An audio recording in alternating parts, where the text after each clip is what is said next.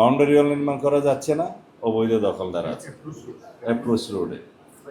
Principal সাহেবকে অনুরোধ করব, এখানে পুলিশ সুপার আছে, জেলা প্রশাসক আছে, তাদের সহায়তায় যেন এই বাউন্ডারি ওয়াল নির্মাণ করে দেওয়া হয়। মেডিকেল কলেজের ছাত্রছাত্রীরা দয়া করে দাঁড়াবেন, অবৈধ দখলকারীরা অবশ্যই এইখানে না, যদি বাউন্ডারি ওয়াল দিতে কেউ বাধা দেয় তখন সেই জায়গায় এটা নিরাপদ ক্যাম্পাস হিসাবে গঠিত হবে। আর ক্যাম্পাসের নিরাপত্তা নিয়ে প্রশ্ন উঠেছে যে এখানে ইফটিজিং করা হয় ইত্যাদি। এসপি সাহেবকে নির্দেশ দিচ্ছি কঠোর হস্তে দমন করা হোক। ডিপিপি গেল, বাউন্ডারি ওয়াল গেল, আর একটা বাসের কথা। তা আমি প্রিন্সিপাল সাহেবকে বলেছি অনেক দাতব্য সংস্থা আছে, তাদের কাছেও আমরা আহ্বান জানাবো, উনিও যেন চেষ্টা করেন।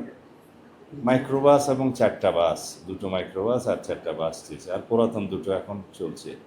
আমি জিজ্ঞেস করেছিলাম আবার রেভিনিউ খাতে যদি ড্রাইভারের পোস্ট সৃষ্টি করতে হয় সেটা তখন আরেক ঝামেলা হবে, আছে কিনা। তিনি বললেন 6 জন ড্রাইভারের পদ আছে, তেলের সংস্থান করা যাবে।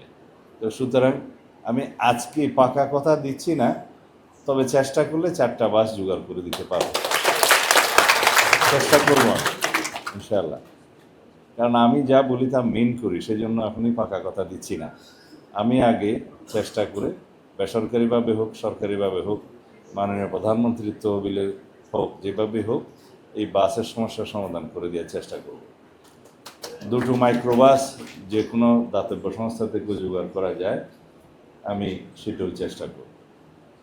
তাহলে এই বাসগুলো হচ্ছে একটা টেম্পোরারি সলিউশন। যতদিন পর্যন্ত এখানে হসপিটাল ভবনটা নির্মিত না হবে ততদিন যাতায়াত করতে হবে। এবং এই শাটলিং হেয়ারিং দেয়ারের জন্য, এই যাতায়াতের জন্য যে হ্যাসেল সেটা বুক করতে হবে। চট্টগ্রাম বিশ্ববিদ্যালয়ে যারা পড়াশোনা আগেও করেছেন এখনও করে, তারা শহর থেকে যাওয়া আসা করে ট্রেন যেতে হয়েছে, অন্তত এই কষ্ট তো এখানে নাই। অল্প একটু দূরে, কয় মাইল দূরে হবে? হ্যাঁ, 16 কিলো। তো যাতায়াতের জন্য অন্যান্য জেলায় ট্রেন স্টেশন যেহেতু কাছে, তো এই সুখ দিয়ে এই দুঃখটা ভুলে যেতে হবে।